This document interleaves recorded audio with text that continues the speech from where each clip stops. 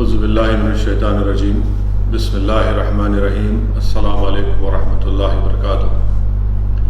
معزز حاضرین اکرام، بزرگان ملت، میری عزتدار ماں اور بہنوں، میرے غیور نوجوان ساتھیوں، جیسا کہ میں نے آپ سے یہ بات کہی تھی کہ انشاءاللہ تعالی 20 رمضان کے دن شیر خدا امیر المومنین حضرت علی کی شہادت کا دن ہے، اسی لیے انشاءاللہ تعالی حضرت علی شیر خدا امیر المومنین کا ذکر ہوگا، اور میں اپنے آپ کو خوش نصیب سمجھتا ہوں کہ آج کے اس محفل میں ایک عظیم المرتبہ ذات گرامی کے تذکرے سے اپنی زبان پر ایمان کی حلاوت پاتا ہوں۔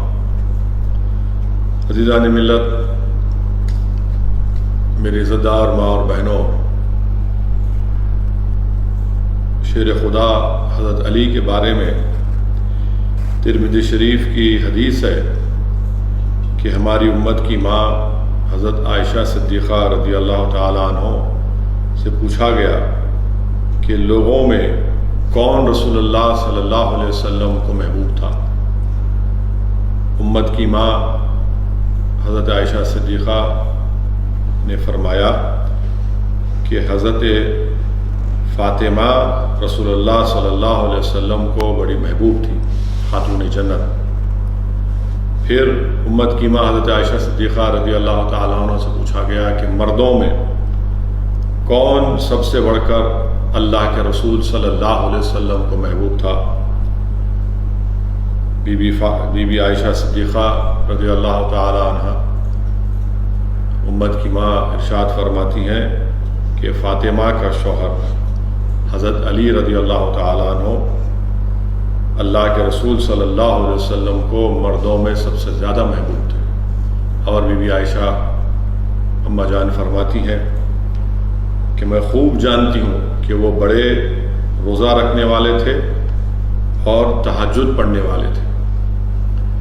عزیزان ملت اسلامیہ، یہ امت کی ماں بی بی فاطمہ خاتون جنت کے بارے میں اللہ کے رسول صلی اللہ علیہ وسلم کی حدیث شریف فرما رہی ہے، جس میں آپ فرما رہی ہیں کہ لوگوں میں سب سے زیادہ محبوب رحمت العالمین صلی اللہ علیہ وسلم کو بی بی فاطمہ تھی، اور مردوں میں سب سے زیادہ محبوب حضرت علی شیر خدا امیر المومنین تھے۔ اور وہ فرما رہی ہیں کہ میں جانتی ہوں وہ بہت روزے رکھتے تھے اور تہجد پڑھنے والے تھے۔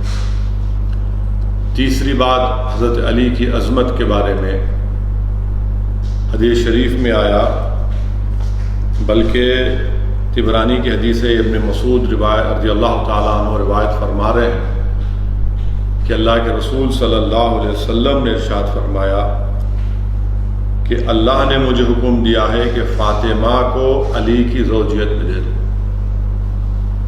اس سے بھی حضرت علی کی فضیلت اور آپ کا مقام اور مرتبے کا ہم کو اندازہ ہوتا ہے۔ چوتھی بات یہ ہے کہ رسول کریم صلی اللہ علیہ وسلم نے حضرت علی کی ذات گرامی کو ایمان اور نفاق کا معیار قرار دیا۔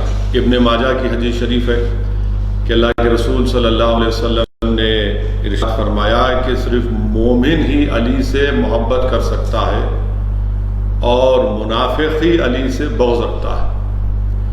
تو جس کے دل میں حضرت علی کی محبت ہے اس کو ایمان کی سند دی جا رہی ہے، اور جس کو علی سے بغض ہے وہ اس کی منافقت کی علامت ہے۔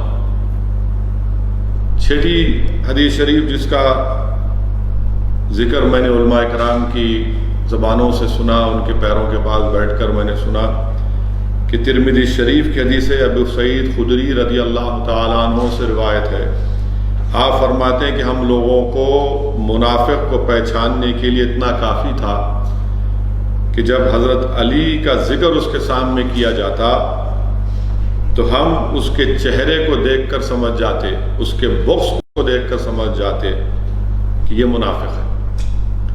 ایک اور حدیث شریف میں سید عالم صلی اللہ علیہ وسلم نے ارشاد فرمایا کہ علی مومنوں کا بادشاہ ہے اور منافق مال و دولت کا بادشاہ ہے۔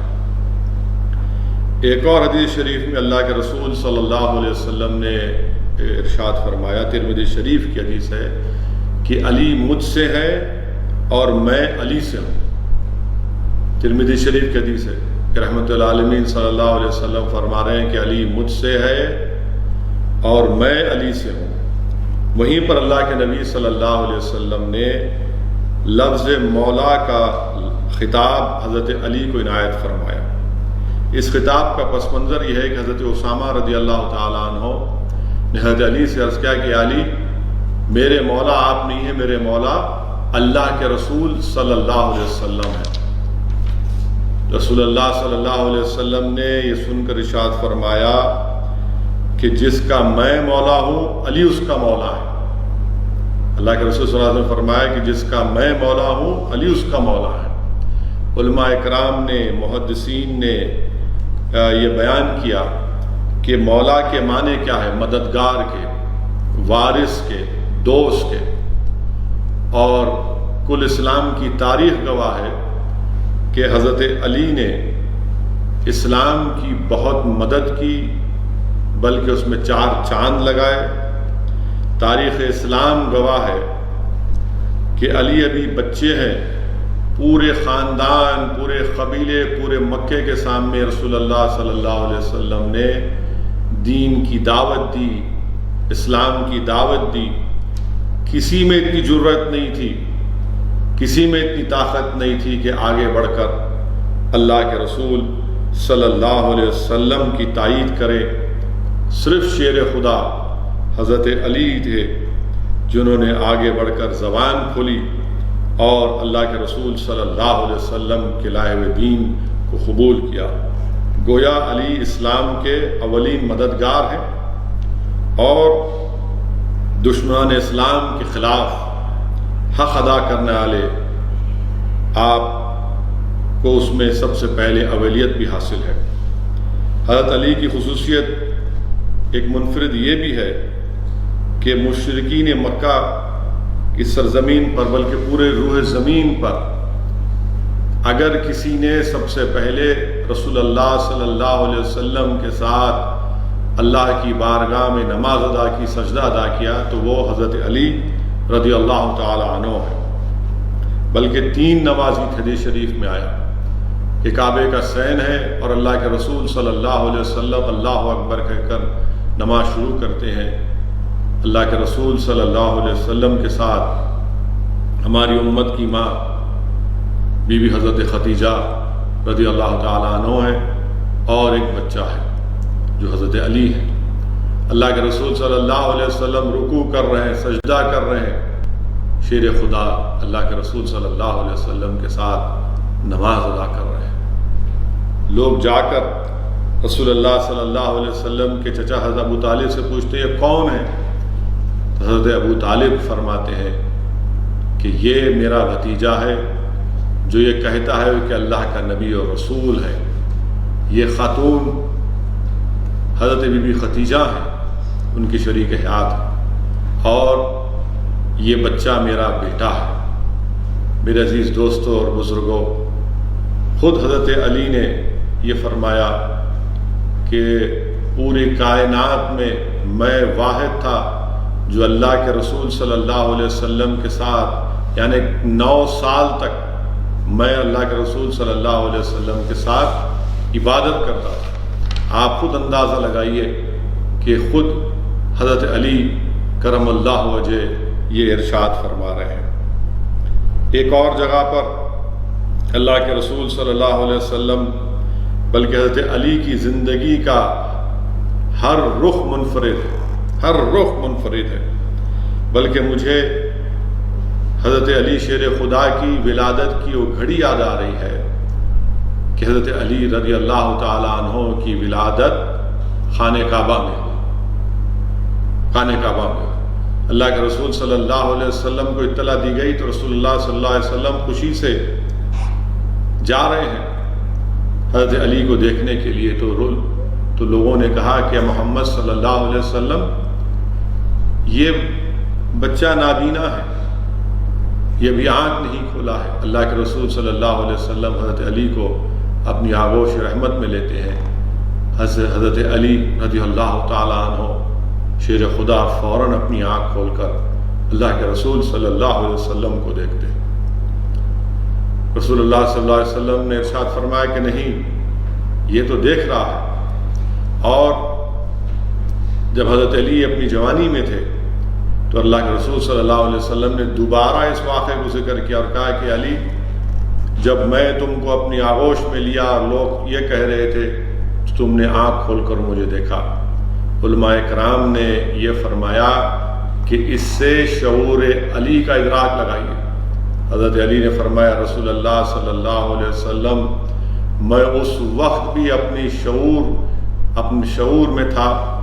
میں یہ چاہتا تھا کہ جب اس دنیا میں اپنی آنکھ کھولوں تو پہلے اپنی آنکھ سے آپ کے چہرے مبارک یعنی محمد مصطفیٰ صلی اللہ علیہ وسلم کے چہرے کو دیکھوں۔ میرے عزیز دوستوں اور بزرگوں، یہ ہے شعور علی کہ شیر خدا نے فرمایا کہ یا رسول اللہ صلی اللہ علیہ وسلم، میں اگر کوئی شے کو دیکھوں تو سب سے پہلے آپ کے چہرے مبارک کو دیکھوں۔ اسی لیے اللہ کے رسول صلی اللہ علیہ وسلم نے فرمایا کہ علی عربوں کے سردار ہیں، علی سید ہیں۔ امت کی ماں حضرت عائشہ نے پوچھا رسول اللہ صلی اللہ علیہ وسلم پھر آپ کیا ہیں؟ آپ نے فرمایا کہ میں اولاد آدم کا سردار، میں اولاد آدم کا سردار۔ اور سید کے معنی کیا ہیں؟ علماء کرام نے لکھا کہ سید کے معنی یہ ہے کہ لوگوں کی تکالیف کو اپنے آپ کے اوپر ڈال لیں، اور جو لوگ اس کے پاس اپنی تکلیف کو سنانے آتے ہیں وہ ان کو اس تکلیف سے چھٹکارا دلا دے اور ان کی مصائب اور مشکلات سے ان کو چھٹکارا دلا دے۔ میرے عزیز دوستوں اور بزرگوں، کردار علی لفظ سید کی مکمل تفسیر ہے۔ حضرت علی کا کردار بتا رہا ہے کہ آپ کے اور آپ کے اہل خانے بھوکے ہیں، آپ کے اہل خانے بھوکے ہیں، فاقہ ہیں، اور ایک سائل گھر پہ آ کر کہتا ہے کہ علی بھوکا ہوں، کچھ کھانے کو دے دو۔ حضرت علی شیر خدا دسترخوان پہ جو کھانا ہے لے جا کر اس غریب کو، اس کی بھوک کو، اس کی فاقے کو دور کرنے کے لیے جا کر دیتے ہیں۔ مجھے یہاں پر حضرت داتا گنج بخش رحمۃ اللہ علیہ کی کتاب کشف المحجوب کا وہ واقعہ یاد آ رہا ہے کہ داتا گنج بخش نے اپنی کتاب میں لکھا کہ ایک مرتبہ امام حسن رضی اللہ تعالیٰ عنہ ابھی کھانے کے لیے بیٹھے ہیں، ایک شخص آ کر پکارتا ہے کہ آل رسول بھوکا ہوں، کچھ کھانے کے لیے دے دو۔ امام حسن اٹھتے ہیں اور جا کر اس غریب کو پیسے دے دیتے ہیں، اور واپس جب آتے ہیں تو امام حسن شہزادہ جنت نواز رسول صلی اللہ علیہ وسلم کی آنکھوں میں آنسو ہوتے ہیں۔ آپ کی اہلیہ آپ سے پوچھتی ہے کہ سرتاج، کیا آپ کی آنکھوں میں آنسو اس لیے آ گئے کیونکہ جو مال غنیمت بیت المال سے آیا تھا آپ نے پورا اٹھا کر دے دیا؟ تو شہزادہ جنت نواز رسول صلی اللہ علیہ وسلم امام حسن رضی اللہ تعالیٰ عنہ ارشاد فرماتے کہ نہیں، میری آنکھ میں آنسو اس لیے آئے کہ ایک محتاج کو میرے گھر تک آ کر فریاد کرنا پڑا۔ اچھا ہوتا کہ میں خود نکل کر ان غریبوں کو، ان محتاجوں کو ڈھونڈتا اور ان کی اس تکلیف کو دور کر دیتا۔ میرے عزیز دوستوں اور بزرگوں، یہ کردار علی ہے، یہ کردار ہے اولاد علی کا، اور جو ہم کو آج آواز دے رہا ہے اس لاک ڈاؤن میں، جہاں پر پورے وطن عزیز میں میرے عزیز دوستوں اور بزرگوں غریب بھوک اور پیاس سے پریشان ہے، غریب غربت میں مبتلا ہے، کئی ہمارے ملک میں غریبوں کے پاس کھانا نہیں ہے۔ تو میرے عزیز دوستوں اور بزرگوں، کردار علی اور کردار اولاد علی ہمیں آواز دے رہا ہے۔ سیرت علی کے ان واقعات کو یاد رکھیے، اور ہم پر لازم ہے کہ ہم فریادوں کی فریاد سنیں۔ حضرت علی کی زندگی ہمارے سامنے ہے کہ شیر خدا نے بہت قربانیاں دی دین اسلام کی سربلندی کے لیے، بہت قربانیاں دی شیر خدا نے۔ میرے عزیز دوستوں اور بزرگوں، حضرت علی نے مدینے کی وہ پاک سرزمین جو دنیا کی سب سے متبرک زمین ہے، وہاں سے ہجرت کی، کوفہ کو چلے گئے۔ کوفہ کی وہ مسجد آج ہم سے پکار کر کہہ رہی ہے کہ حضرت علی کی پیدائش، زندگی کی ابتدا اللہ کا گھر، اور آپ کی زندگی کی انتہا بھی اللہ کا گھر۔ میرے عزیز دوستوں اور بزرگوں، شیر خدا کی فضیلت کے سلسلے میں بہت سے حدیث ہیں۔ اللہ کے رسول صلی اللہ علیہ وسلم نے جب صحابہ کرام میں مواقعات طے کیے، حضرت علی شیر خدا اپنے اشکبار آنکھوں میں آنسو لا کر اللہ کے رسول صلی اللہ علیہ وسلم سے ارشاد فرمایا، یا رسول اللہ صلی اللہ علیہ وسلم، آپ نے تمام اصحاب کے مواقعات طے کیے، میرے بارے میں کیا ہے؟ رسول اللہ صلی اللہ علیہ وسلم نے فرمایا کہ علی، تو دین اور دنیا میں میرا بھائی ہے۔ اللہ کے رسول صلی اللہ علیہ وسلم نے فرمایا کہ علی، تو دین اور دنیا میں میرا بھائی ہے۔ پھر وہیں پر میرے عزیز دوستوں اور بزرگوں، اللہ کے رسول صلی اللہ علیہ وسلم نے فرمایا کہ علی مجھ سے ہیں اور میں علی سے ہوں۔ اللہ کے رسول صلی اللہ علیہ وسلم نے حضرت ابن عباس رضی اللہ تعالیٰ عنہ روایت فرماتے ہیں، حضرت ابن عباس رضی اللہ تعالیٰ عنہ روایت کرتے ہیں کہ نبی کریم صلی اللہ علیہ وسلم نے فرمایا کہ میں علم کا شہر ہوں اور علی علم کا دروازہ ہے۔ اور حدیث شریف کے الفاظ جو بہت کم بیان کیے جاتے ہیں، مگر مکمل حدیث یہ ہے کہ جس کو علم حاصل کرنا ہے، آقا نے فرمایا صلی اللہ علیہ وسلم نے کہ جس کو علم حاصل کرنا ہے اس کو علم کے دروازے کے پاس آنا پڑے گا، یعنی جس کو رسول اللہ صلی اللہ علیہ وسلم کا علم جاننا ہے اس کو علی کے دروازے پر آنا پڑے گا۔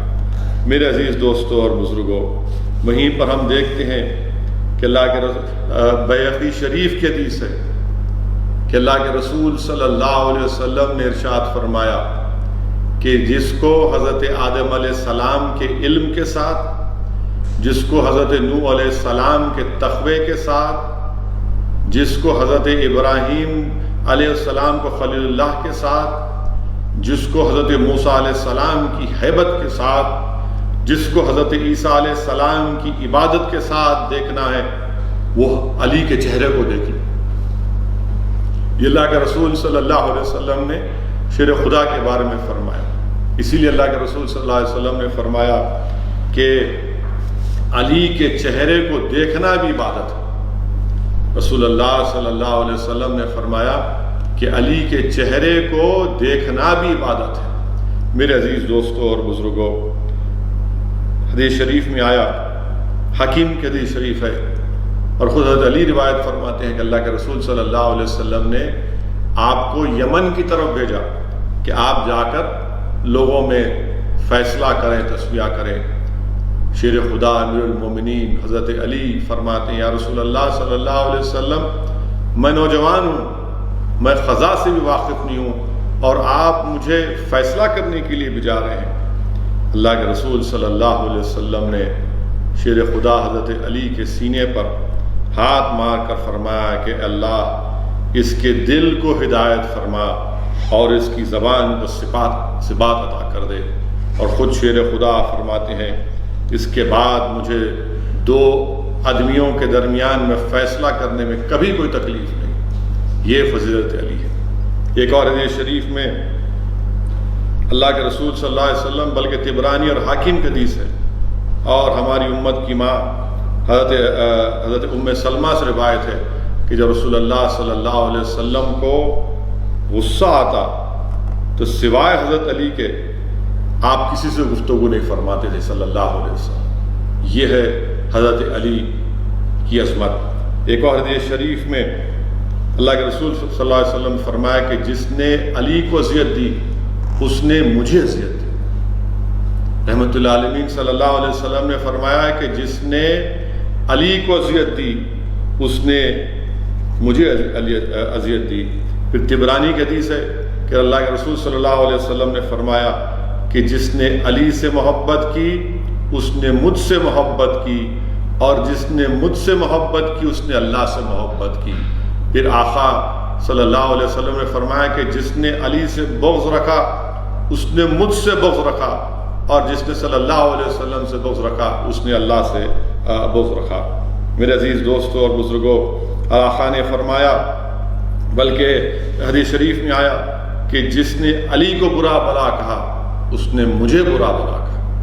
یہ اللہ کے رسول صلی اللہ علیہ وسلم ارشاد فرما رہے ہیں کہ جس نے حضرت علی کو برا بھلا کہا اس نے محمد مصطفیٰ صلی اللہ علیہ وسلم کو برا بھلا کہا۔ پھر ایک اور جگہ پر حدیث شریف میں آیا، حضرت عمار بن یاسر رضی اللہ تعالیٰ عنہ سے روایت ہے کہ اللہ کے رسول صلی اللہ علیہ وسلم نے فرمایا کہ دو آدمی بڑے بدبخت ہیں۔ حضرت علی سے فرما کے رحمۃ اللہ علیہ صلی اللہ علیہ وسلم نے فرمایا کہ علی، دو آدمی بڑے بدبخت ہیں، اولین میں کون ہے؟ حضرت علی نے فرمایا کہ وہ شخص جس نے حضرت ادریس علیہ السلام کی اونٹنی کو ہلاک کیا، قتل مار دیا۔ آخرین میں کون ہے؟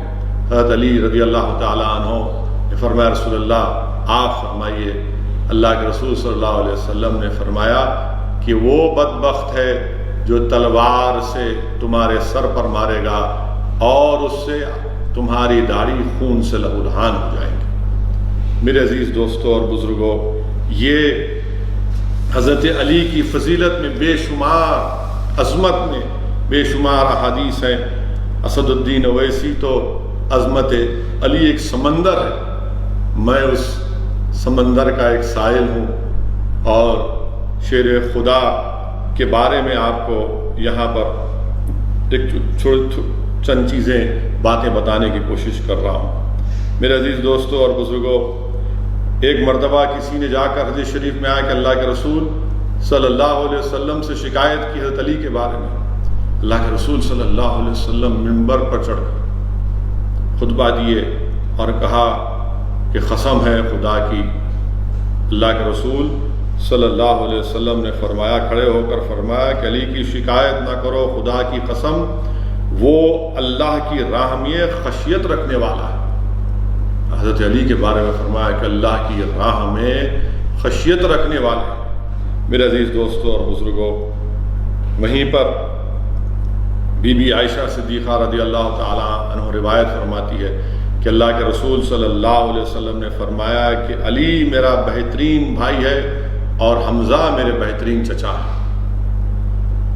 میرے عزیز دوستوں اور بزرگوں، حضرت علی جب ہجرت فرما کر مدینے سے کوفہ کو گئے، وہاں پر آپ نے واقعات میں آیا، علماء کرام کی زبانوں سے میں نے سنا کہ آپ نے کوفہ کی مسجد میں خطبہ دیا اور شیر خدا نے کہ دائیں اور بائیں جانب امام حسن رضی اللہ تعالیٰ عنہ اور امام حسین رضی اللہ تعالیٰ عنہ کھڑے تھے۔ حضرت علی نے امام حسن سے پوچھا کہ رمضان کے کتنے دن گزر چکے ہیں؟ امام حسن نے کہا کہ 13 دن گزر چکے ہیں۔ امام حسین سے شیر خدا نے پوچھا کہ رمضان کے کتنے دن باقی ہیں؟ تو امام حسین نے فرمایا کہ 17 دن باقی ہیں۔ حضرت علی رضی اللہ تعالیٰ عنہ نے اپنی داڑھی مبارک پر، اپنے سر مبارک پر ہاتھ رکھ کر آپ کی آنکھ سے آنسو نکل گئے اور فرمایا کہ اللہ کے رسول صلی اللہ علیہ وسلم نے حدیث شریف میں فرمایا کہ بدبخت وہ شخص ہے جو اپنی تلوار سے میرے سر پر مارے گا اور میرے خون سے میری داڑھی اس میں لہو لہان ہو جائیں گی۔ آپ کی آنکھ سے آنسو نکلنا شروع ہو گئے۔ پھر شیر خدا نے فرمایا کہ لوگوں یاد رکھو، میں موت سے نہیں ڈرتا ہوں۔ حضرت علی نے فرمایا کہ یاد رکھو، میں موت سے نہیں ڈرتا ہوں، بلکہ میں تو شہادت کا انتظار کر رہا ہوں، میں موت سے نہیں ڈرتا۔ میری آنکھ میں آنسو اس لیے آ گئے کہ یہ میرے بیٹے، یہ نواز رسول صلی اللہ علیہ وسلم، امام حسن اور امام حسین، یہ سفر میں ہیں، مسافر ہیں، یہ یتیم ہونے جا رہے ہیں۔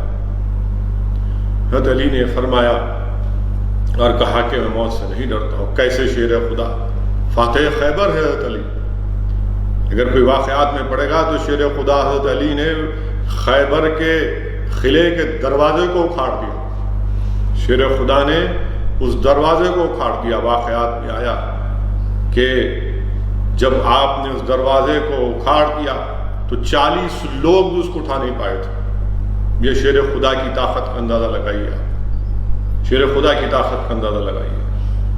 اور پھر جب 19 رمضان کی رات آئی، حضرت علی گھر کے آنگن میں نکل کر آسمان کو دیکھتے اور اپنی زبان مبارک سے ارشاد فرماتے کہ اللہ کے رسول صلی اللہ علیہ وسلم کا فرمان سچ ہونے والا ہے. آپ اس سے پہلے اپنے امام حسن کے پاس، شہزاد جنت امام حسین کے پاس روزہ کھولتے ہیں. آپ سے گزارش کرتے ہیں کچھ کھا لیجئے. آپ فرماتے ہیں کہ نہیں، میں زیادہ کھا کر اللہ سے ملاقات نہیں کرنا چاہتا ہوں. پھر آپ فجر کی نماز کو روانہ ہوتے ہیں اور ابن ملجم وہ ملون اللہ اس کی آخرت غارت کرے. ابن ملجم حضرت علی رضی اللہ تعالیٰ نماز کی حالت میں ہے اور آپ پر زہر آلودہ تلوار سے حملہ کرتا ہے. جیسا ہی تلوار کا ضرب شیر خدا امیر المومنین کے سر پر لگتا ہے، شیر خدا اپنی زبان مبارک سے فرماتے ہیں کہ رب کعبہ کی قسم، میں اپنی مراد کو پہنچا، میں کامیاب ہوں. میرے عزیز دوستوں اور بزرگوں، انسان کی تاریخ میں کوئی نہیں بتا سکتا کہ کسی انسان کے سر پر تلوار کی ضرب پڑ رہی ہے زہر آلودہ، اور وہ خوشی کا نعرہ لگا رہا ہے کہ رب کعبہ کی قسم، میں اپنی مراد کو پہنچا، میں کامیاب ہو گیا. رب کعبہ کی قسم، میں اپنی مراد کو پہنچا، میں کامیاب ہو گیا. حضرت علی شیر خدا کو زخمی حالت میں اپنے گھر کو لایا گیا اور شیر خدا نے ارشاد فرمایا کہ اللہ کے رسول صلی اللہ علیہ وسلم نے مجھے بتا دیا تھا. اور حضرت علی رضی اللہ تعالیٰ عنہ واقعات میں آیا، آپ جب صبح ہو رہی تھی تو آپ اپنی زبان مبارک سے کہتے ہیں کہ صبح تو یاد رکھ، جب سے میں نے محمد صلی اللہ علیہ وسلم کے دین کو قبول کیا، میں ہمیشہ تیری صبح ہونے سے پہلے اللہ کی عبادت کرتا تھا. اور پھر شیر خدا نصیحت فرماتے ہیں. آپ اندازہ لگائیے میرے عزیز دوستوں اور بزرگوں، لاکھوں سلام شیر خدا پر، لاکھوں سلام میرے علی پر. حضرت علی رضی اللہ تعالیٰ عنہ نصیحت فرماتے ہیں کہ جس ملعون نے آپ پر زہر آلودہ تلوار سے حملہ کیا، آپ فرماتے ہیں کہ اس کو گرفتار کیا جائے، اس پر کوئی ظلم نہ کیا جائے، اس کو کھانا دیا جائے اور اس کو کوئی تکلیف نہ ہو. آپ اندازہ لگائیے کہ اللہ کے رسول صلی اللہ علیہ وسلم کے دین سے کتنی محبت کہ اللہ کے رسول صلی اللہ علیہ وسلم کی دین پر آن یا آنچ بھی آنے نہیں دے رہے. آپ فرما رہے ہیں کہ اس سے اچھا سلوک کیا جائے. پھر وہ ملعون ابن ملجم سامنے آتا ہے. حضرت علی رضی اللہ تعالیٰ عنہ اس کی طرف دیکھتے ہیں اور کہتے ہیں کہ اس کو شربت پلاؤ. میرے عزیز دوستوں اور بزرگوں، میری عزت دار ماں اور بہنوں، انسان کی تاریخ میں کوئی بتا سکتا ہے کہ کسی پر حملہ ہوا ہے جان لیوا زہر آلودہ تلوار سے، اور لاکھوں سلام شیر خدا. حضرت علی اپنی زبان مبارک سے ارشاد فرما رہے ہیں کہ اس کو شربت پلاؤ. وہ ملعون کہتا ہے کہ میں نہیں پیوں گا، اس میں زہر ملا ہوگا. کردار علی دیکھو، آپ کردار علی دیکھو کہ شیر خدا ارشاد فرما رہے ہیں کہ اگر تو یہ شربت پی لیتا تو آب کوثر پر میں پانی نہیں پیتا جب تک تجھے نہیں پلا لیتا. آپ اندازہ لگائیے کہ یہ شیر خدا کا کردار ہے. آپ یہ فرما رہے ہیں اور پھر اس سے یہ بات فرماتے ہیں کہ مجھ پر بھی ایک وار کیا گیا تھا، اس پر بھی قصاص کا ایک ہی وار کیا جائے گا.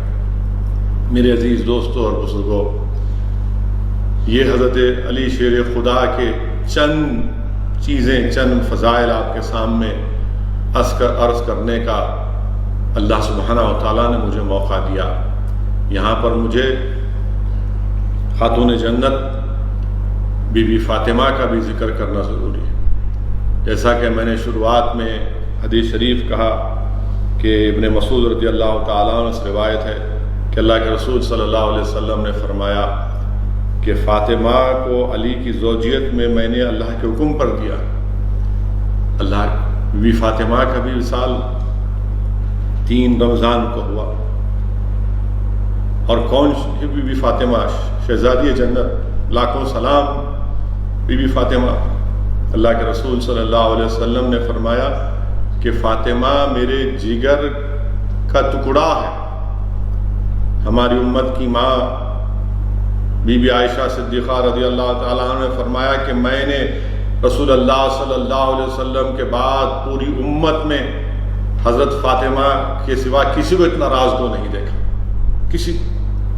بی بی فاطمہ کے تعلق سے امت کی ماں حضرت عائشہ صدیقہ رضی اللہ تعالیٰ عنہ ارشاد فرما رہی ہیں، اللہ کے رسول صلی اللہ علیہ وسلم نے فرمایا کہ جس نے فاطمہ کو اذیت دی اس نے مجھے اذیت دی۔ اللہ کے رسول صلی اللہ علیہ وسلم جب بی بی فاطمہ کا نکاح شیر خدا حضرت علی سے کر رہے تھے، فرما رہے تھے، اللہ کے رسول صلی اللہ علیہ وسلم نے اپنے زبان مبارک سے یہ فرمایا کہ جب سلیمان علیہ السلام اپنی بیٹی کا نکاح کر رہے تھے تو کئی جن اور دیو سبز رنگ کے زیور جہیز کے لا رہے تھے، اور حضرت سلیمان علیہ السلام نے اپنے داماد کے سر پر جو ٹوپی تھی اس کے اوپر 70 قسم کے ہیرے جواہرات لگے تھے، اور آقا دو عالم صلی اللہ علیہ وسلم نے فرمایا کہ ہر ایک ہیرے کی قیمت اس زمانے میں 4 دینار تھی۔ واقعات میں آیا، بلکہ محدث دکن نے اپنی کتاب شہادت نامے میں اس واقعے کو لکھا۔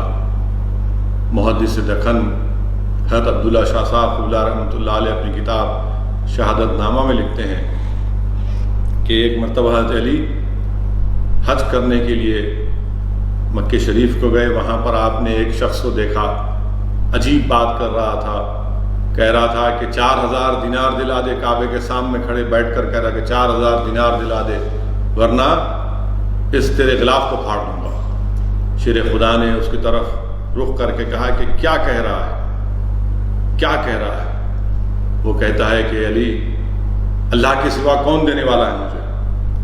تو حضرت علی اس سے کہتے ہیں کہ مدینے کو آ، وہاں تجھے اللہ دلا دے گا۔ اور ایک وقت ایسا آیا کہ وہ شخص مدینے کو پہنچ گیا اور حضرت علی کو یاد دلایا کہ آپ نے مجھ سے کہا تھا۔ آپ اندازہ لگائیے کردار علی کا، کیا شان ہے، کیا عظمت ہے شیر خدا کی۔ گھر میں بھوکے ہیں، فاقے ہیں۔ حضرت علی کے پاس ایک باغ تھا، کیونکہ آپ نے اس سے کہا تھا کہ تو مدینے کو آنا۔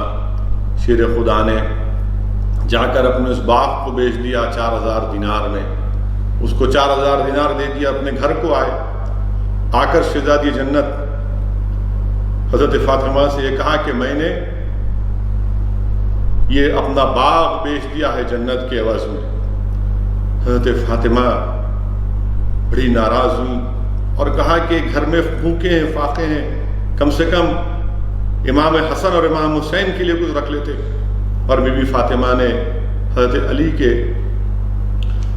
رضی اللہ تعالی عنہ کے دامن کو پکڑ لیا، اور اتنا ہی کرنا تھا حضرت جبریل علیہ السلام رسول اللہ صلی اللہ علیہ وسلم کے پاس دوڑے آئے اور آ کر کہا کہ رسول اللہ صلی اللہ علیہ وسلم فاطمہ کے قید سے اس کے قیدی کو چھڑائیے۔ اللہ کے رسول صلی اللہ علیہ وسلم بی بی فاطمہ کے گھر کو آتے ہیں اور کیا دیکھتے ہیں کہ بی بی فاطمہ بیٹھی ہوئی ہے اور آپ کے ہاتھ میں حضرت علی رضی اللہ تعالیٰ عنہ کا گریبان ہے۔ وہ ادب سے اٹھ جاتی۔ اور حدیث شریف میں آیا کہ جب کبھی بھی اللہ کے رسول صلی اللہ علیہ وسلم کے پاس بی بی فاطمہ آتی یا رسول رحمت صلی اللہ علیہ وسلم بی بی فاطمہ کے پاس جاتے، اللہ کے رسول صلی اللہ علیہ وسلم اٹھ جاتے، شہزادی جنت کو بوسہ دیتے اللہ کے رسول صلی اللہ علیہ وسلم فرماتے ہیں کہ اب صاحبزادی سے شہدائے جنت سے فرماتے ہیں کہ جبرائیل علیہ السلام میرے پاس آئے تھے اور آ کر یہ کہا، فوراً حضرت فاطمہ پر اللہ کی خشیت طاری ہوتی ہے اور شیر خدا حضرت علی سے کہتی ہیں کہ علی مجھے معاف کر دیجئے، مجھے معاف کر دیجئے۔ اس کے بعد رات میں شیر خدا امیر المومنین حضرت علی کرم اللہ وجہ خواب دیکھتے ہیں، شیر خدا خواب دیکھتے ہیں، اور خواب میں کیا دیکھتے ہیں کہ جنت کا ایک حسین منظر ہے، تخت کے اوپر ایک خاتون بیٹھی ہوئی ہے اور اس خاتون کی خدمت کے لیے کنیز ہے۔ حضرت علی رضی اللہ تعالیٰ عنہ قریب جا کر دیکھتے ہیں تو کون ہے اس تخت پر بیٹھنے والی خاتون؟ وہ بی بی فاطمہ ہیں، اور بی بی فاطمہ حضرت علی سے کہتی ہیں خواب میں، دیکھو علی، یہ جو کنیز میری خدمت کر رہی ہے کون ہے معلوم؟ یہ حضرت سلیمان علیہ السلام کی صاحبزادی ہیں۔ دیکھو تم نے دنیا کی تمتراہ کو چھوڑ کر جنت کے عوض میں ان غریب مستحق لوگوں کی مدد کی، آج اللہ مجھے یہ مقام عطا کیا۔ میرے عزیز دوستوں اور بزرگوں، یہ ہے شان علی، یہ ہے حضرت علی کی عظمت، یہ ہے خاتون جنت بی بی فاطمہ کا مقام اور مرتبہ۔ میرے عزیز دوستوں اور بزرگوں، میں یہ اس لیے کہہ رہا ہوں کہ آپ اور ہم جانتے ہیں کہ ہمارے وطن عزیز میں بھوک اور فاقہ کشی بہت زیادہ ہے۔ یقیناً میں شکریہ ادا کرنا چاہتا ہوں مجلس اتحاد المسلمین کے تمام ذمہ داروں کا، ایم ایل ایز کا، اکبر الدین اویسی کا، احمد بلالہ کا، ممتاز خان کا، احمد پاشا قادری صاحب کا، جعفر حسین معراج کا۔ اللہ معظم نواب کو جلد سے جلد صحت دے دے۔ میری جماعت کے تمام اراکین کا، صدر متمدین کا، اراکین بلدیہ کا، اورنگ آباد میں امتیاز جلیل صاحب کا، ہمارے مہاراشٹرا کے دونوں اراکین اسمبلی کا، ڈاکٹر غفار قادری صاحب کا، اور جہاں جہاں مجلس کے ذمہ داران تمل ناڈو میں ہے، وکیل کا، اتر پردیش میں ہے، تمام گلبرگہ بیدر میں ہے، جو اپنے لحاظ سے کوشش کر رہے ہیں۔ آپ دیکھتے ہیں کہ آئے دن مجلس اتحاد المسلمین کے اراکین اسمبلی کی طرف سے فوڈ کٹس دیے جا رہے ہیں، مختلف آرگنائزیشنز ہیں، گروپ ہیں، الحمدللہ وہ بھی اپنی طرف سے کوشش کر رہے ہیں۔ میں ان سب کو سلام کرتا ہوں، بلکہ پورے ملک میں جو لوگ غریب مستحق لوگوں کو کھانے کا انتظام کر رہے ہیں، ان کی مدد کر رہے ہیں، یقیناً وہ تمام کے تمام قابل مبارکباد ہیں۔ میرے عزیز دوستوں اور بزرگوں، اسی لیے میں آپ سے اپیل کر رہا ہوں کہ غریب مستحق لوگوں کو بہت ضروری ہے کہ ہم کھانا کھلائیں، ان کی مدد کریں۔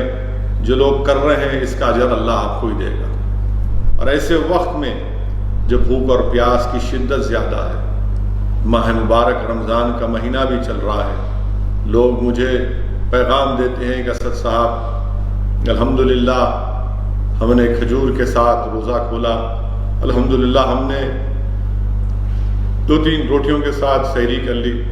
اللہ تم کو سلامت رکھے، اور ہماری کوشش یہ ہوگی کہ انشاءاللہ تعالی جتنا ہو سکے ہم کریں گے، مدد کرنا جو ہم سے ہو سکتا کریں گے، مگر اللہ رزاق ہے، اللہ رزق دینے والا ہے۔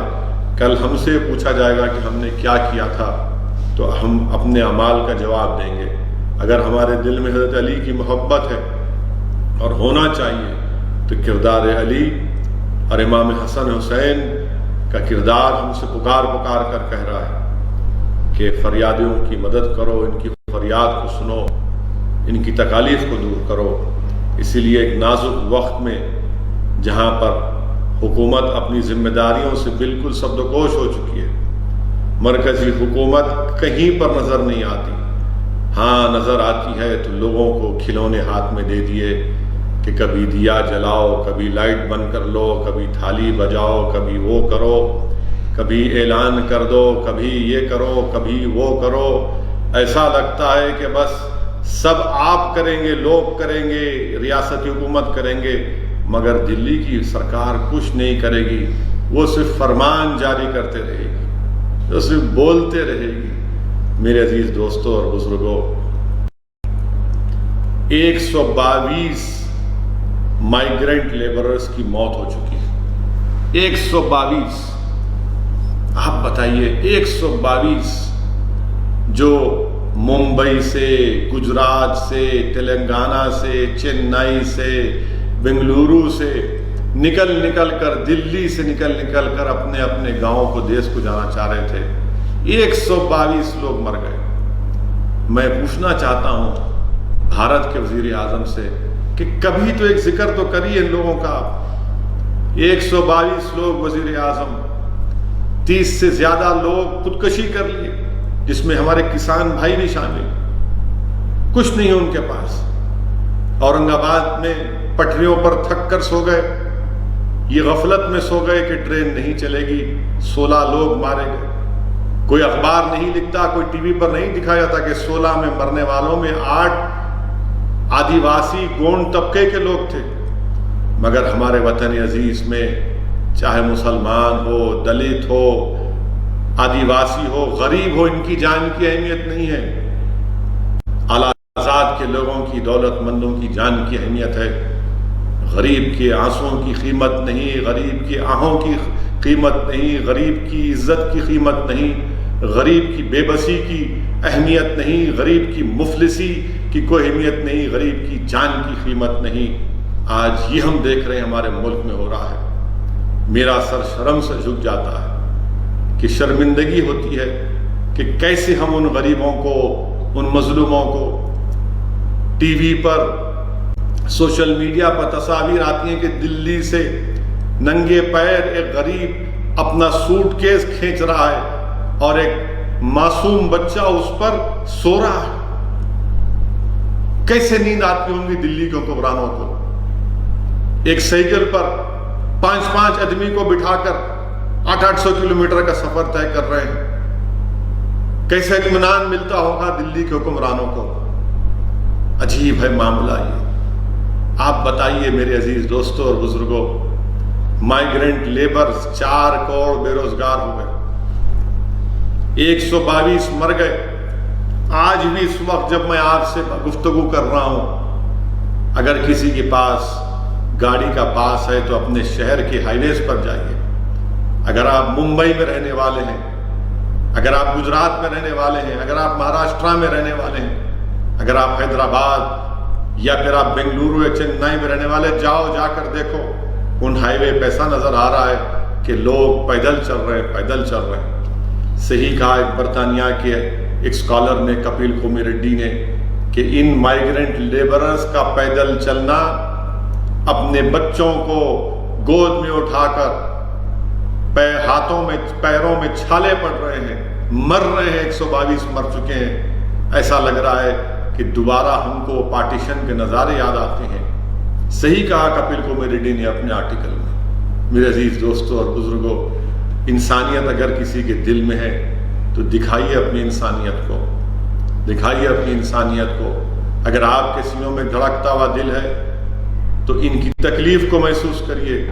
یاد رکھیے، یہ جو کچھ آج ان غریبوں پر ظلم ہو رہا ہے، ایک حکومت نے، پھر سے کہہ رہا ہوں اور ہمیشہ کہتا رہوں گا کہ ان پلانڈ طریقے سے، بغیر سوچے سمجھے، ایک ملک بھارت کے وزیر اعظم نے، دلی کے بادشاہ نے بیٹھ کر یہ فیصلہ لیا کہ اب میں لاک ڈاؤن کر دوں گا۔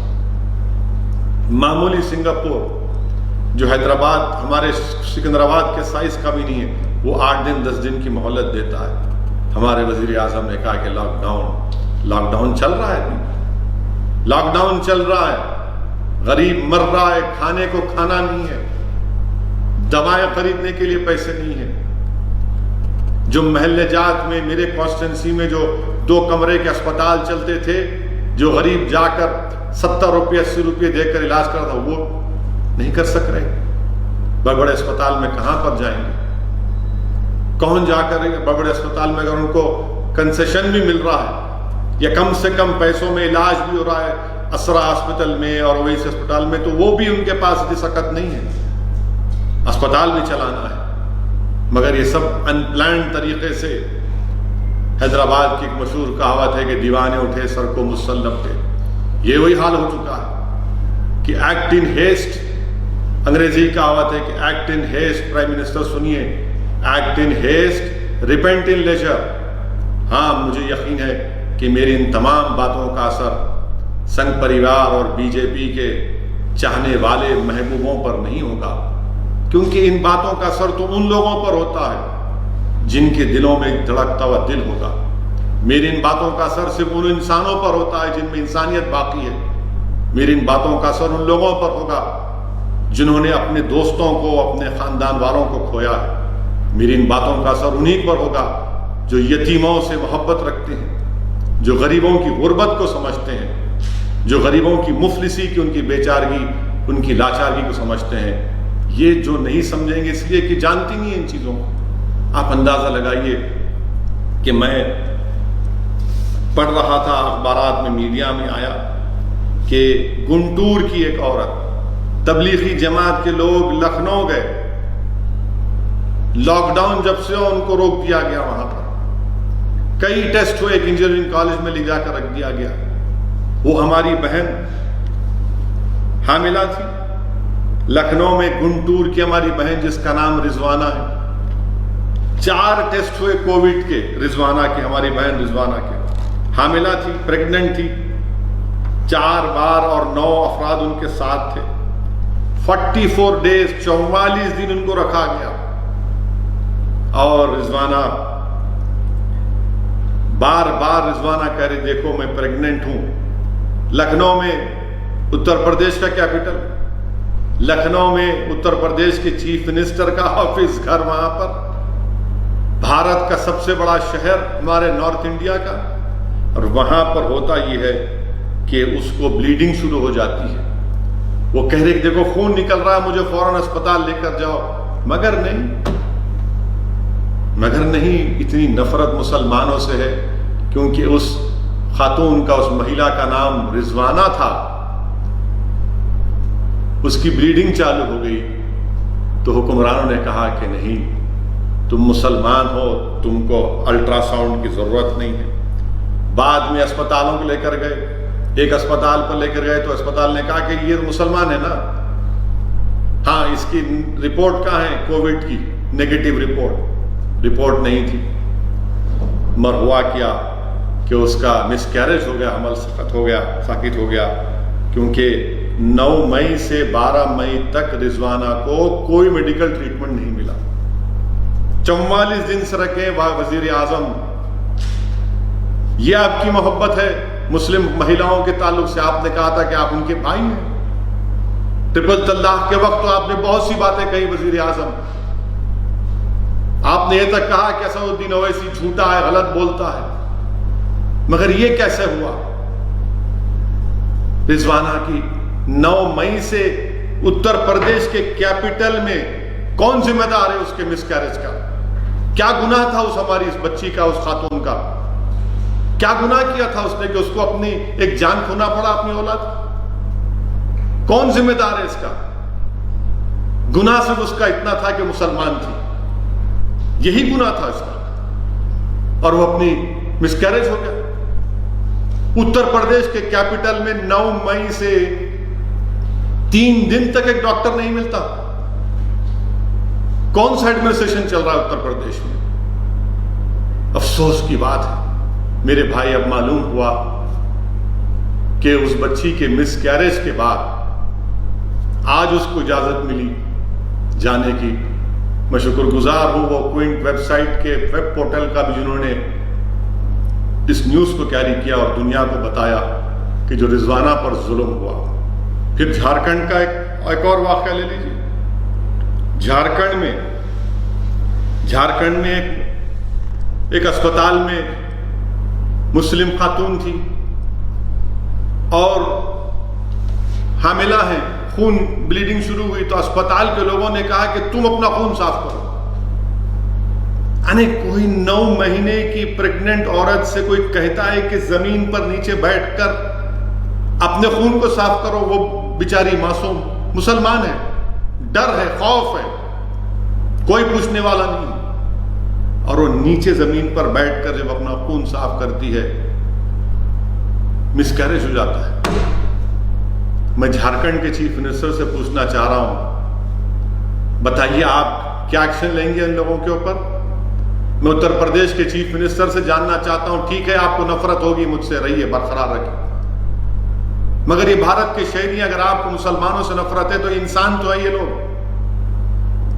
کون اس کا جواب دے گا؟ کیا اہمیت ہے ان کی جانوں کی کہ ہمارے ملک میں 122 لوگ مر گئے مائیگرنٹ لیبرز، ان کا کوئی حساب کتاب دے گا؟ کون ذمہ دار ہے اس کا؟ بتائیے نا۔ ٹیررسٹ افینس کچھ ہوگا تو ہم پورے دیش کو اٹھا لیتے ہیں، اور اٹھانا بھی چاہیے، مگر یہ ہمارے بھارت کے لوگ کس کی وجہ سے مر رہے ہیں؟ کون ذمہ دار ہے اس کا؟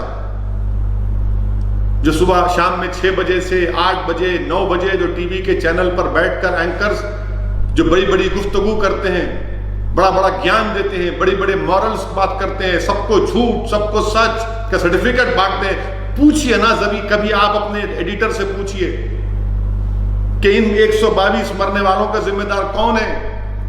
رضوانہ کے مس کیریج کا ذمہ دار کون ہے؟ جھارکھنڈ کی وہ مسلم بچی کا جو مس کیریج اس کا ذمہ دار کون ہے؟ خودکشی کر رہے ہیں، راتوں میں جا رہے ہیں ہمارے مائیگرنٹ لیبر لوگ، ٹکر مار کر چلے جا رہے ہیں، کون ذمہ دار ہے اس کا؟ میرے بھائی، میرے عزیز دوستوں اور بزرگوں، جھارکھنڈ کی ہماری اس مہیلا کا نام رضوانہ خاتون تھا، رضوانہ خاتون، آپ بتائیے، بلکہ اس کو مارا گیا، رضوانہ خاتون کو پیٹا گیا دواخانے میں۔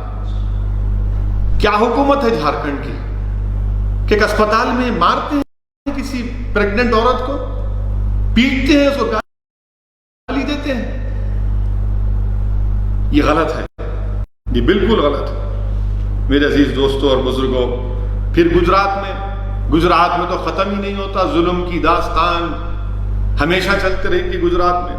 گجرات کی پولیس مسلم گھروں میں افطار کے ٹائم پر گھس کر ایک عورت کو مارا اور پیٹا، اور لکڑیوں سے اس عورت کو مارا پولیس والوں نے۔ بڑی بہادر ہیں آپ لوگ ماشاءاللہ، ایک مہیلا پر لاٹھیاں برساتے ہیں، اور پھر وہ بھی حاملہ تھی،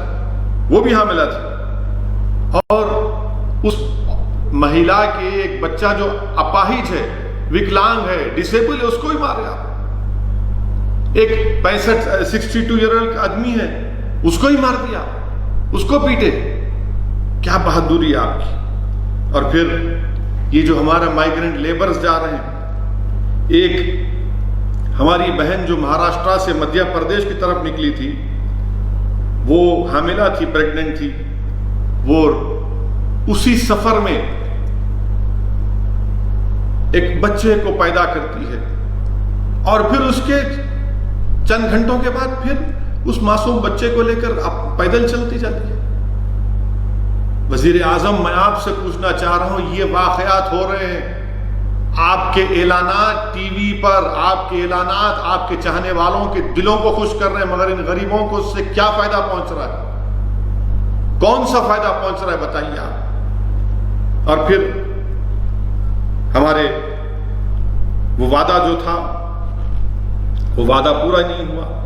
تلنگانہ میں بھی ایک خاتون سنگا ریڈی سے نکل کر چھتیس گڑھ جا رہی تھی، مڈچل کے پاس اس نے اپنے بچے کو یعنی ڈیلیوری کی 70 کلومیٹر چلنے کے بعد۔ یہ سب اس لیے ہو رہا ہے کہ ان پلان طریقے سے یہ لاک ڈاؤن شروع کیا گیا، اور پھر ہم نے وزیر اعظم کا وہ اعلان سنا کہ میں 20 لاکھ کروڑ کا آتم نربھر کیا ہے پروگرام جو بھی اس کو کہتے ہیں، اپنی بڑی شدھ ہندی میں اعلان کیا۔ ہم پوچھنا چاہتے ہیں پچھلے 2 دن سے، چلیے آپ نے 20 لاکھ کروڑ کا اعلان کیا، میں وزیر اعظم سے ایک سوال کر رہا ہوں۔ دسمبر 2019 کو آپ ہی کی سرکار نے کہا تھا کہ 102 لاکھ کروڑ کا انفراسٹرکچر پروجیکٹ کا ہم اعلان کر رہے ہیں۔ 102 لاکھ، ہر سال 20 لاکھ کروڑ۔ اب آپ ہم کو بتائیے وزیر اعظم صاحب، دسمبر میں 102 لاکھ کروڑ کا انفراسٹرکچر کا پروجیکٹ اور آپ کا 20 لاکھ کا، یہ کون سا سچ ہے؟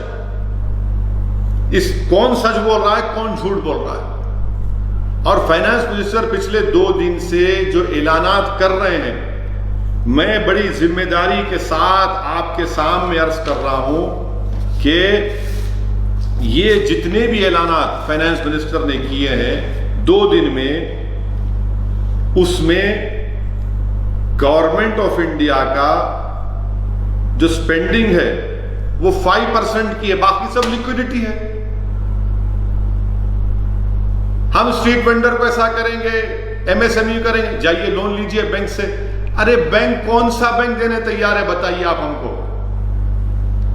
ان 2 دن کے فائنانس منسٹر کے اعلانات میں بڑی ذمہ داری کے ساتھ میں کہہ رہا ہوں، as a percentage of government spending is less than 5%، rest is all liquidity, rest is all liquidity. کس کو بتا رہے ہیں آپ؟ کون اس کا ذمہ دار ہے؟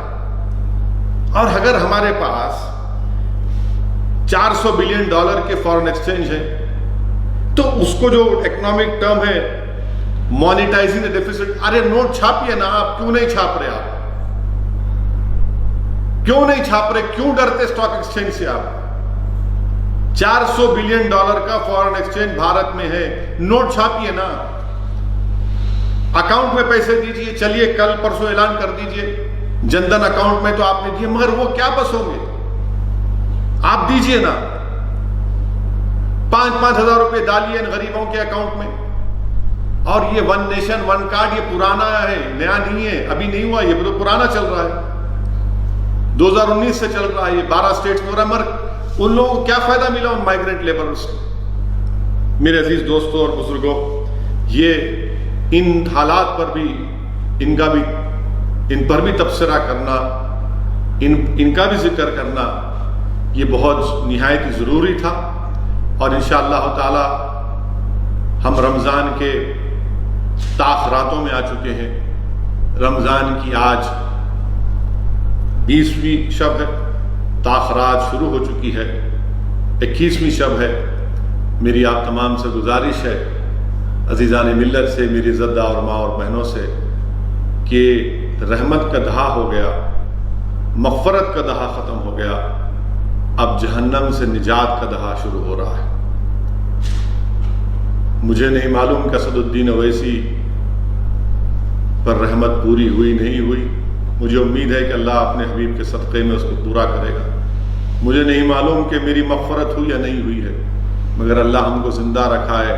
اس آخری دہے میں ہم کثرت سے اللہ سے بھیک مانگیں کہ اللہ ہم تمام کو جہنم سے نجات دے۔ ہم کثرت سے اللہ سے بھیک مانگیں کہ ان تاخراتوں میں ہم کو حکم دیا گیا، اللہ کے رسول صلی اللہ علیہ وسلم نے فرمایا کہ ہم لیلۃ القدر کو تلاش کریں، شب قدر کو تلاش کریں، جس میں عبادت کرنا 1000 مہینوں سے بہتر ہے۔ حدیث شریف میں آیا کہ 21 کی شب، 23 کی شب، 25 کی شب، 27ویں کی شب اور 29 کی شب میں لیلۃ القدر کو تلاش کرو۔ میری زدہ اور ماں اور بہنوں، یہ رمضان مبارک کا آخری دہا ہے۔ اللہ کی رحمت جوش میں ہے، اللہ کی رحمت جوش میں ہم تمام کو اللہ سے گر گڑا کر بھیک مانگنا ہے کہ اللہ سارے عالم سے اس وائرس کو ختم کر دے، اللہ اپنے جلال کو اپنے جمال میں تبدیل کر دے۔ اللہ سبحانہ و تعالیٰ اس ماہ مبارک میں جہاں پر اس کی رحمت جوش میں ہے، اللہ ہم تمام کے گناہوں کو معاف فرما دے، اللہ ہم تمام کو اس وائرس سے چھٹکارا دلا دے۔ اللہ سبحانہ و تعالیٰ نبی کریم صلی اللہ علیہ وسلم کے صدقے طفیل میں اللہ سبحانہ و تعالیٰ ہم تمام کے رشتہ دار، دوست، احباب جو بیمار ہیں کووڈ کی وجہ سے، اللہ ان کو شفا دے دے۔ جو بیمار ہیں کووڈ سے، اللہ ان کو شفا دے دے۔ جو دیگر امراض میں بھی بیمار ہیں، اللہ ان کو شفا دے دے۔ خوب دعا کریے ان لوگوں کے لیے جن کو اللہ نے توفیق دی ہے ایسے وقت میں، جو اپنا وقت، اپنی دولت کو استعمال کر کے غریب اور مظلوم عوام کو کھانا پہنچا رہے ہیں۔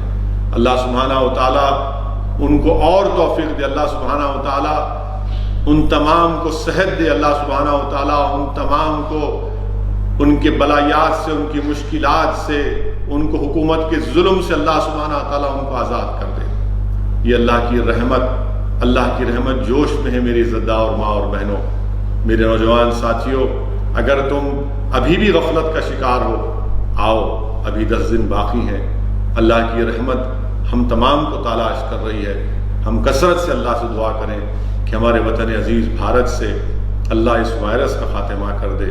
اللہ مالیگاؤں کی سرزمین میں جو غریب اس وائرس کا شکار ہیں، اللہ کن فیکون فرما دے، اور اللہ اس وائرس کا خاتمہ نہ صرف مالیگاؤں مہاراشٹرا بلکہ پورے بھارت سے پوری دنیا سے اللہ سبحانہ و تعالیٰ اپنے فضل اور کرم سے اس وائرس کا خاتمہ کر دے۔ اللہ سبحانہ و تعالیٰ غریب اور مظلوم عوام کو کھانا پہنچا دے۔ اللہ ہم کو توفیق دے، دولت مندوں کو توفیق دے، ہم جیسے لوگوں کو، کہ ہم ان غریبوں کی مستحقین کی مدد فرمائے۔ اللہ سبحانہ و تعالیٰ سے دعا کریے کہ ہم اس وائرس میں دلی کے فسادات میں جو لوگ جن کے گھر جل گئے، جن کے کاروبار جل گئے، جو آج بے روزگار ہیں، جو آج بے گھر ہو چکے ہیں، جن کے سروں کے اوپر چھت نہیں ہے، وہ آج لوگوں سے بھیک مانگ مانگ کر دلی کے مختلف مقامات پر کبھی 4 دن کبھی 5 دن رہ رہے ہیں۔ اللہ غیب سے ان کی مدد فرمائے۔ اللہ سبحانہ و تعالیٰ جنہوں نے ظلم کیا، اللہ سبحانہ و تعالیٰ ان ظالموں سے، ان مظلوموں سے اللہ انصاف کرے۔ اللہ ان ظالموں کو خاک کرے، اللہ ان ظالموں کو سبق سکھائے کہ جو مظلوموں پر ظلم کیے، جنہوں نے اپنے گھر بار کو کھو دیا، جنہوں نے اپنے بچوں کو کھو دیا، جنہوں نے اپنے کاروبار کو برباد کر دیا، اللہ سبحانہ و تعالیٰ ان ظالموں کو نیست و نابود کرے۔ اللہ ان ظالموں کو نیست و نابود کرے۔ میں اللہ سے دعا کرتا ہوں، اگر میری آواز کسی اہل دل کے کان تک پہنچ رہی ہے، تصور الدین اویسی آپ سے بھی بھیک مانگ رہا ہے کہ آپ اہل دل ہیں، آپ اللہ کو راضی کروائیے۔ اس گناہ گار کی آواز اگر کسی اہل دل تک پہنچ رہی ہے تو آپ اللہ کو راضی کرائیے۔ اگر اس گناہ گار کی آواز کوئی خطب وقت اور ابدال تک پہنچ رہی ہے، کسی اللہ کے ولی تک پہنچ رہی ہے، تو یہ گناہ گار آپ سے التجا کر رہا ہے کہ رب کریم کو آپ راضی کروائیے کہ وقت کے نمرود اور فرعون اقتدار کی کرسیوں پر ہیں، ابو جہل ابو لہب کے ساتھی اقتدار پر ہیں۔ اللہ سبحانہ و تعالیٰ ان ظالموں کے ظلم کو ختم کرے، اس ملک میں اللہ اور امن کو مضبوط کرے۔ اللہ ہمارے وطن عزیز کی اس مبارک سرزمین پر جہاں پر اولیاء اللہ آرام فرما رہے ہیں، جہاں پر اللہ کے نیک بندے اللہ کی وحدت کا اقرار کرتے ہیں، رسول اللہ صلی اللہ علیہ وسلم کی غلامی کا توغ ڈال کر فخر سے وطن عزیز میں پھرتے ہیں، جہاں پر حضرت علی کے غلام آج بھی ہیں اور کل بھی رہیں گے انشاءاللہ تعالی۔ اللہ سبحانہ و تعالی ہم تمام کی لاج رکھ لے۔ وآخر الدعوانا الحمدللہ رب العالمین۔